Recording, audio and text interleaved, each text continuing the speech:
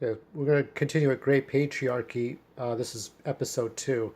Before we do that, I want to show you the cast of characters that are in this part of the story as we wrap it up. This here is Darnell. Um, this is the last depiction of him blowing bubbles. So he's the clown you see in the first section of Great Patriarchy. This here is Morgan. Morgan dressed as the knife girl with the pogo knife. This one here, this one is Campbell, and he's a juggling clown. Here he's juggling pumpkins. He's wearing blue. And then here we have Anjay Ajo, the stilt boy. And then here we have the characters that they're going to encounter. This is Frankenstein. This here is Professor Glass, but he's no longer in continuity. This is Roman and his sister Jalila, and there's a chinchilla, but we don't see him till later. And up here are Kavi and Cameron, brother and sister, and their half-brother, the Andaman warrior, or Chu Du Weapon. I think that was his name. Okay. So we're going over these same characters in written form.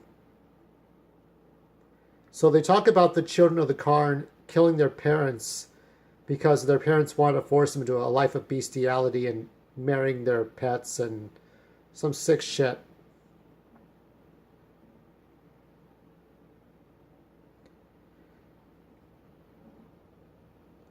Hold on, let me get in focus.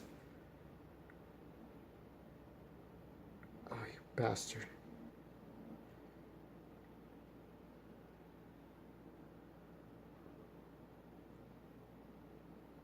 Yeah, so Rosemarie is narrating right now, and she's referring to the characters in past tense.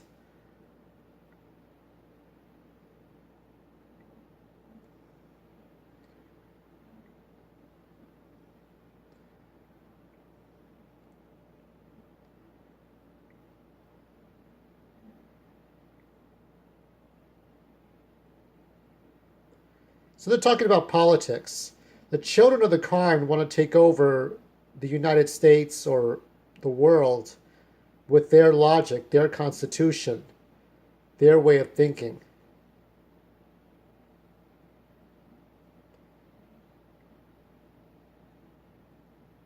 I'll give it a few more seconds. But yeah, Christianity, social justice warriors, democratic. Campbell and Morgan argue a lot, but it's like, you know, this is the way it is. You have politicians arguing. You have these kids who are like 12 years old up to maybe 13 years old arguing about politics because they killed their parents and they lived in a circus their whole life, but they know each other. Pardon me. Let's go to page 2. I really hate the bugs right now. I really hate the bugs. Yeah, this rivalry right now that you're seeing, it's a lot like my sisters growing up. My sisters, I won't go into detail, but my older sisters would always fight over attention, and uh, they just didn't get along. They wanted, other people to take their side. One was right, the other two were wrong. If you ask the second sister, she was right, and the other two were wrong. So this fighting here, um, it's pointless, it's stupid, but this is what they do.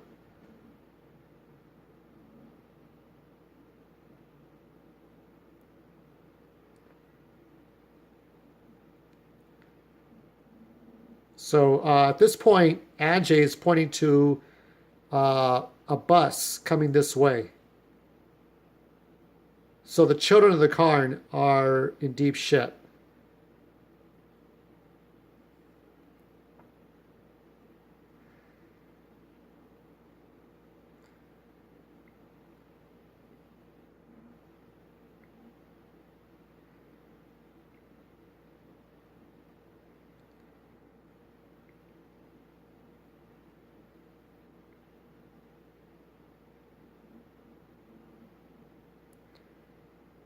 Yeah, Rose has some dark humor when she's narrating.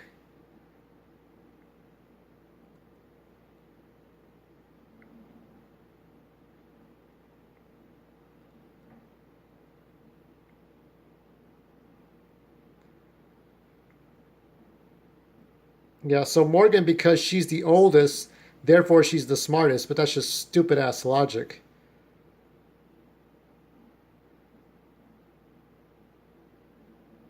So Roth McGoth takes his leave of the scene because it's not his time to die.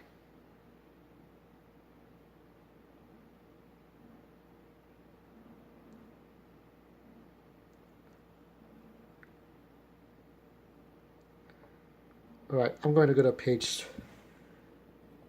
4.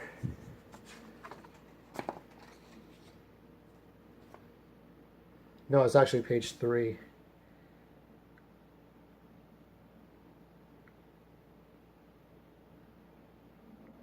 So here Rosemarie just describes the characters here. Roman Diaz and his sister Jalila. And then the immigrants of Bharat, Indian people. I wanted to have a diversity of people. I wanted to have many different kinds of characters. So Roman's gimmick is that he's always hiding his face and he's an AWOL military grunt, but he went AWOL and he's just fighting for himself. He's a psychotic.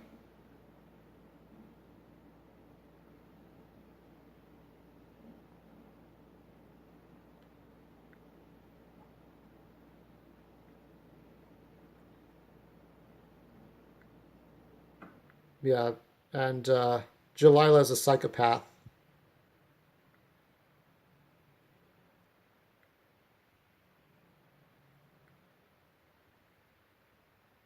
And then we have this was based on an interview I saw on a talk show about the Andaman Islands.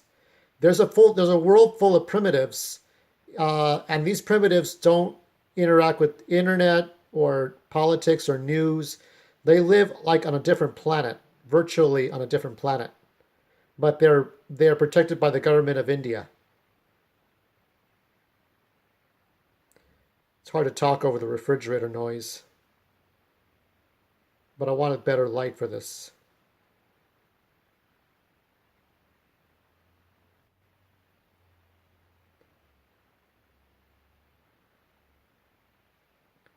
So Roman's declaring that this is his charter now.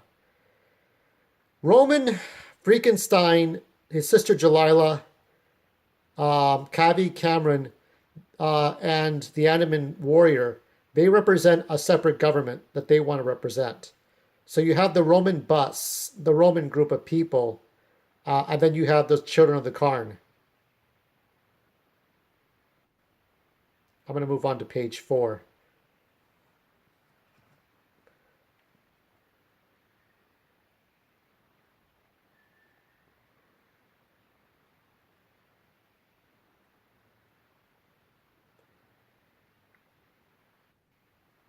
So there's a lot of tension here. You got flies all over the place.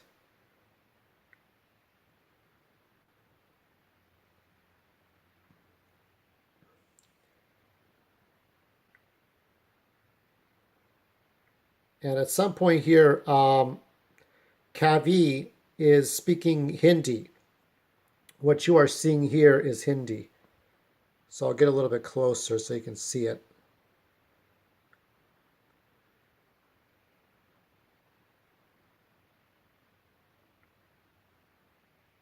And I think he's saying here, Hasyaspad, Hasyaspad, which means ridiculous. I was a radio shock jock for years. And then as we go down here,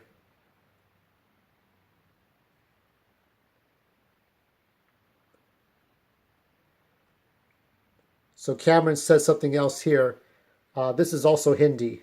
It's very hard to write at times. She's saying, Bai, Bai, which is brother, Vahan Jao,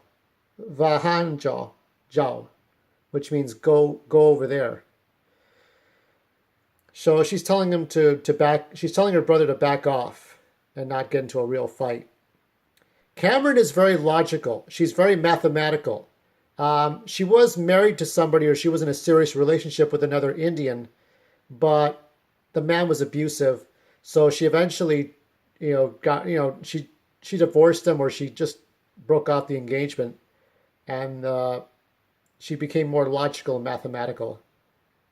And Kavi is like the radio shock jock.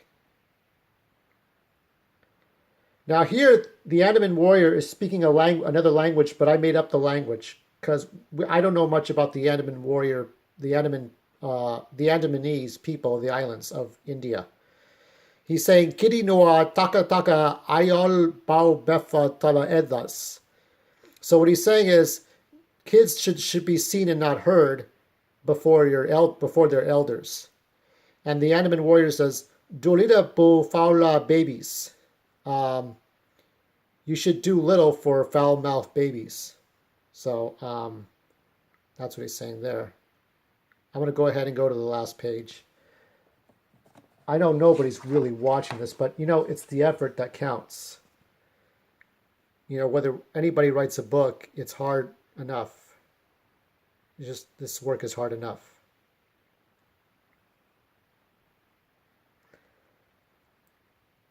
My apologies. So this is where a giant Zetrobot comes in, and this Zetrobot's going to wipe out both the Roman bus, Roman Jalila and the one group, and the children of the Carn. And he's saying here, this is the same language that I wrote in Grim Planet. He's saying Drak Zista, which means soul, light, energy, transfer of light and energy. So it's like almost like a prayer of your soul being transferred to another body or another reality. So it's sort of like a small prayer, but he's going to wipe them out anyway.